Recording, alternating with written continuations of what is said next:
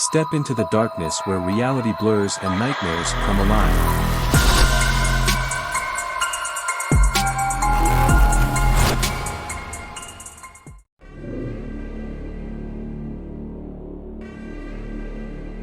I had always been fascinated by the macabre, drawn to the darkness that lurked within the shadows. So, when I stumbled upon an antique trunk filled with old clown memorabilia at a local estate sale, I knew that I had to have it.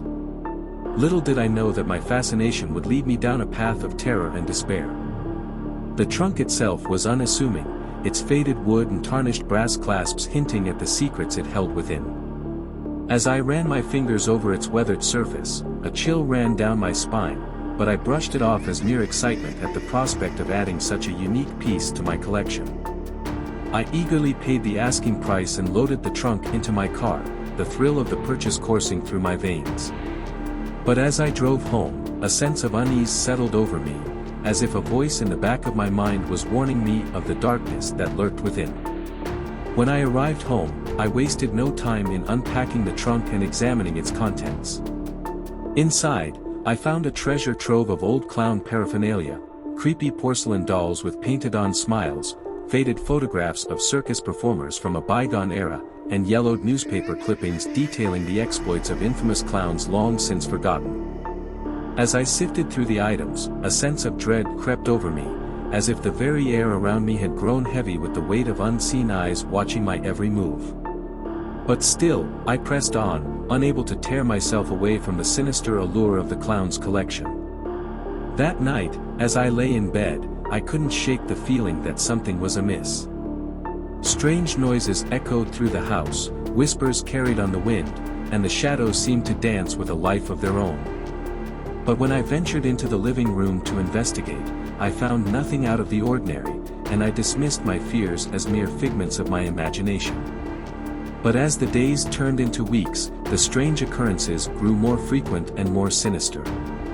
Objects would move of their own accord, strange symbols would appear on the walls overnight, and I would wake in the middle of the night to find myself surrounded by the clown memorabilia, their painted-on smiles mocking me in the darkness. I tried to rationalize the events, to convince myself that there was a logical explanation for what was happening. But deep down, I knew the truth.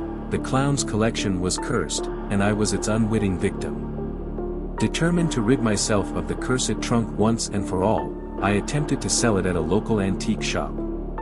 But no matter how hard I tried, I couldn't seem to part with it, as if some unseen force was compelling me to hold on to it, to keep it close at hand. And then, one fateful night, as I lay in bed, the clown's collection came to life before my very eyes.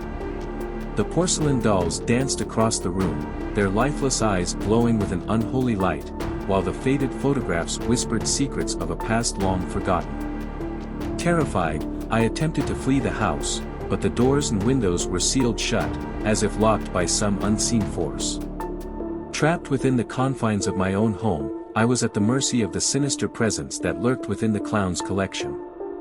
As the night wore on, the horrors only grew more intense, as if the very fabric of reality was unraveling before my eyes. I watched in horror as the walls of my house warped and twisted, revealing grotesque visions of a world beyond my comprehension. And then, as the first light of dawn broke over the horizon, the clown's collection fell silent once more, its malevolent presence fading into the darkness. But the terror of that night would haunt me for the rest of my days, a constant reminder of the dangers that lurk within the shadows, waiting to consume us all.